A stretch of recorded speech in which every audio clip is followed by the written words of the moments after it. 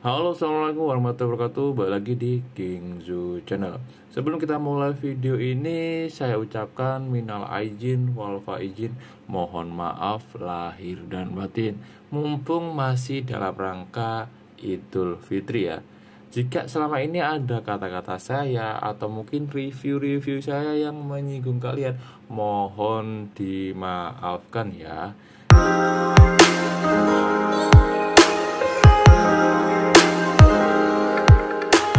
Dan langsung aja kita ke video Xiaomi 14T Pro. Handphone ini diluncurin pada tahun kemarin, dan menurutku ini handphone yang digadang-gadang flagship killer.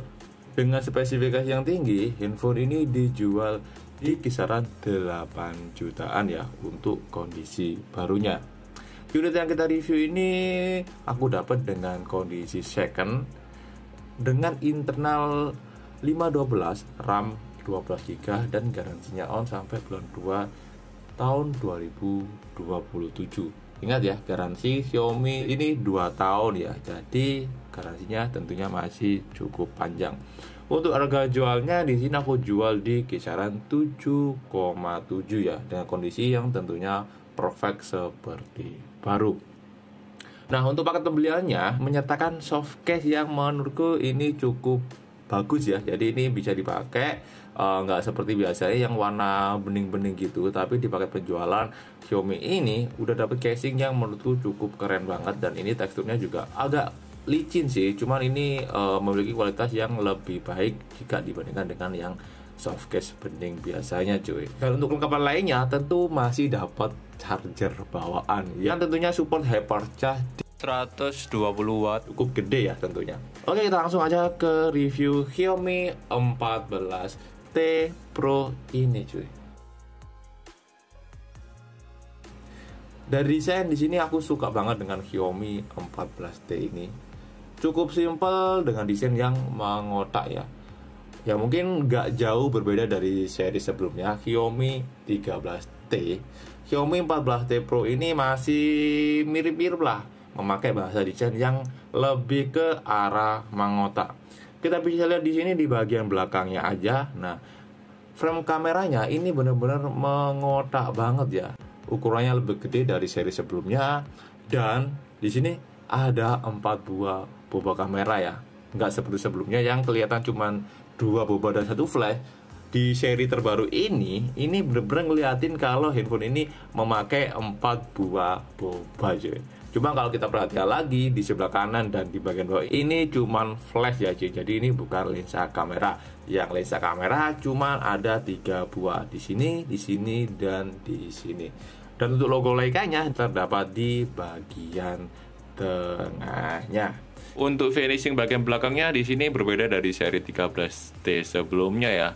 Kalau di seri 14T Pro ini sudah pakai finishing doff yang tentunya ini lebih mengurangi jiplak sidik jari. Ya walaupun masih ada samar-samar terdapat sidik jari, paling tidak ini lebih baik daripada sebelumnya yang benar-benar gampang banget ninggalin sidik jari. Oke, di bagian bodi samping di sebelah kanan, nah di sini terdapat tombol power yang memiliki tekstur cukup kasar cuy. Ini memiliki keunggulan tentunya karena kita nggak perlu ngelihat. Nah, cukup kita ngeraba-raba aja kita bisa tahu, dan kita bisa membedakan mana yang tombol volume dan mana yang tombol power. Ini cukup membantu banget tentunya. Dan untuk desain frame-nya atau bodi sampingnya ini lebih ke kotak, cuman agak lengkung di bagian sudut-sudutnya. Nggak seperti seri sebelumnya yang benar-benar mengotak banget ya. Di bagian atas di sini terdapat infrared tentunya, dan di sebelah kiri di sini kosong banget karena tombol volumenya itu terdapat di sebelah kanan.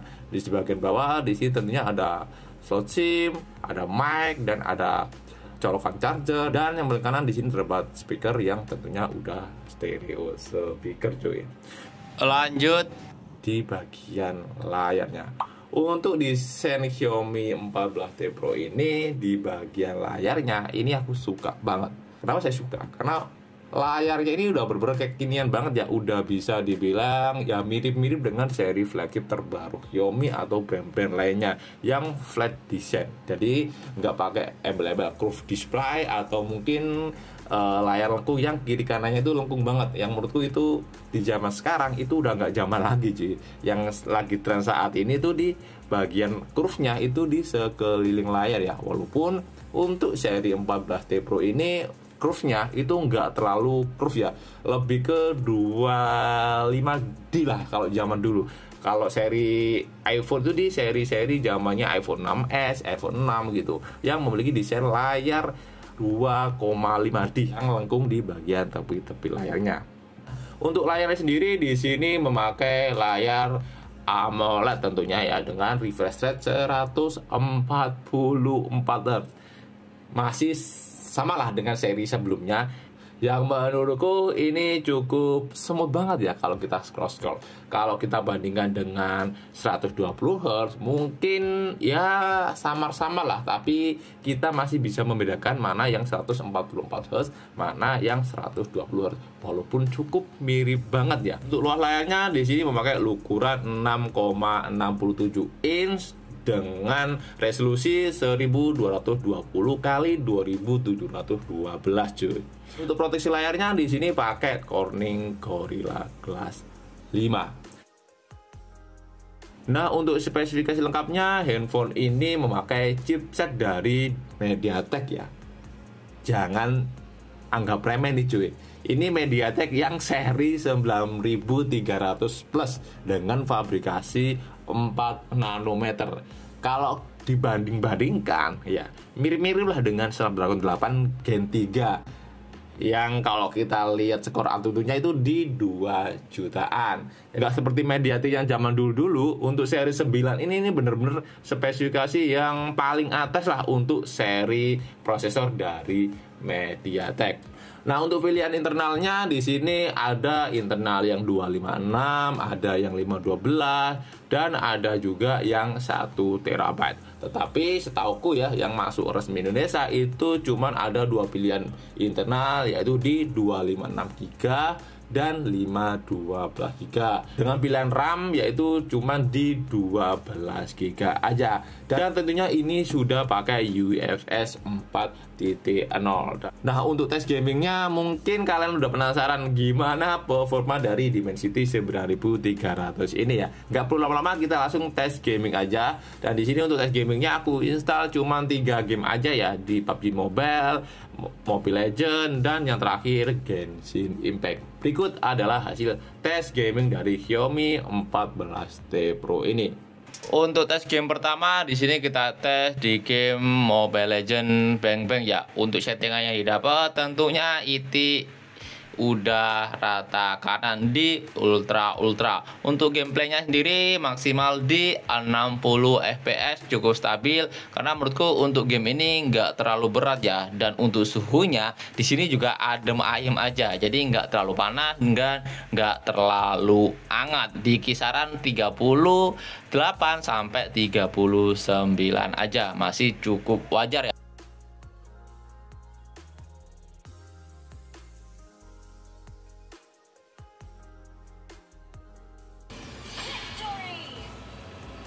Di game kedua kita tes di game Genshin Impact ya. Sebelum aku mainkan game ini, aku install aplikasi FPS supaya kita bisa lihat stabil di berapa FPS saat kita memainkan game ini. Nah, kita lihat di sini untuk gameplaynya cukup stabil dan stabil di 60 fps. Untuk settingan yang saya pakai di sini udah aku mentokin rata kanan ya, di 60 fps dan yang paling tinggi. Sayangnya untuk suhu yang dihasilkan ini lumayan banget ya. Setelah main game kisaran 15 menit, untuk suhunya naik di kisaran 44 derajat bahkan sampai ke 45 derajat.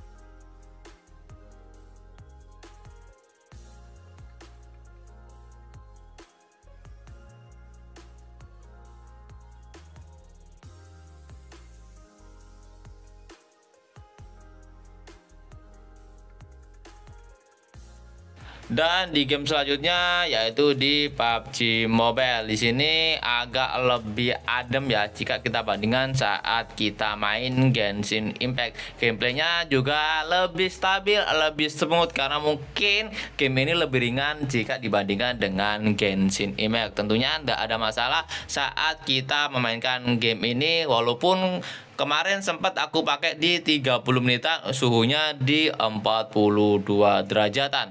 Cukup stabil dan cukup mantap.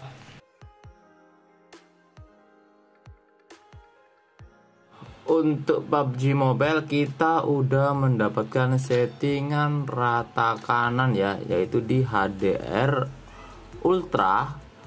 Nah, kalian bisa cek di sini. Nah, di sini untuk ekstrim HDR-nya belum bisa ya. Nah, ini. Jadi mentok di Ultra HDR plus Ultra dan FPS-nya stabil di 60 fps. Selanjutnya dari gaming, dari performa, kita lanjut ke sektor yang kalian tunggu-tunggu tentunya di bagian kamera. Untuk kameranya Xiaomi 14T Pro ini memakai dua buah kamera 50 megapiksel ya. Untuk kamera utamanya itu 50 megapiksel dengan bukaan 1.6, sedangkan untuk kamera telefotonya sama-sama pakai 50 megapiksel dengan bukaan 2.0, dan yang terakhir memakai resolusi 12 megapiksel dengan bukaan 2.2 untuk kamera ultra wide, dan tentunya udah ada branding Leica-nya ya. Ada dua pilihan di sini seperti biasa di seri-seri Xiaomi sebelumnya, ada Leica Authentic dan Leica Vibrant. Gimana hasil foto dan videonya? Berikut adalah hasil kamera dari Xiaomi 14T Pro ini. Untuk detail warna dari kamera Xiaomi 14T Pro ini menurut saya nggak terlalu over ya. Menurutku lebih ke arah natural. Hasil gambarnya juga cukup bagus, di pencahayaan yang cukup, hasilnya cukup detail dan cukup akurat sesuai dengan objek yang kita foto.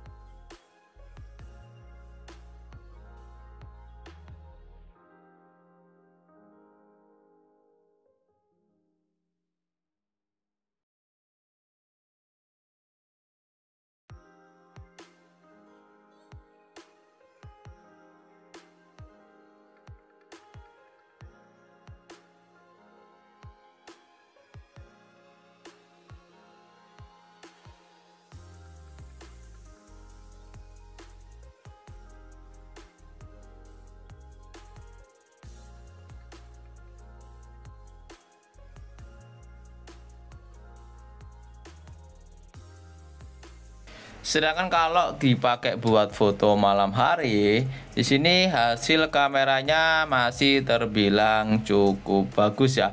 Warna yang dihasilkan juga cukup bagus, detailnya juga masih cukup jernih. Dan yang saya suka dengan kamera 14T Pro ini yaitu noise-nya itu nggak terlalu ada ya. Jadi minim banget noise, walaupun saat saya ambil foto ini pencahayaannya kurang begitu maksimal.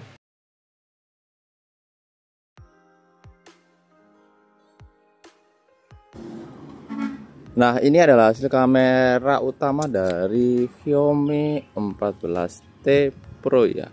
Di sini maksimal perekamannya bisa di 8K 30 fps dan 4K 60 fps. Nah, ini hasilnya cukup bagus banget ini cuy.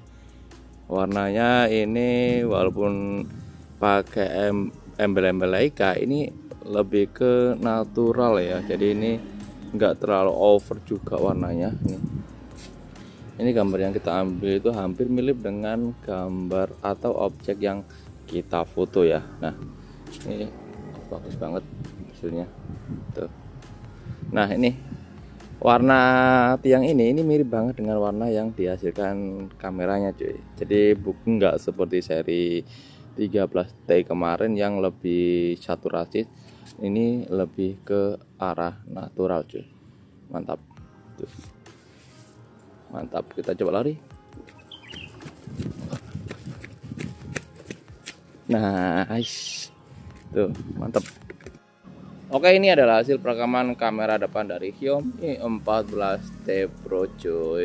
Untuk efeknya di sini ada sedikit efek beauty ya, cuma nggak terlalu parah, Kak. Masih terlihat jelas pori-pori wajah saya. Untuk resolusinya sendiri di sini pakai resolusi 32 megapiksel dan untuk maksimal perekaman di 4K 30 fps dan Full HD 60 fps cuy. Ini mantap sini, bagus banget. Cuman ada efek-efek beauty-nya sedikit kurang natural, tapi ini nggak terlalu banyak ya untuk efek beauty-nya ya.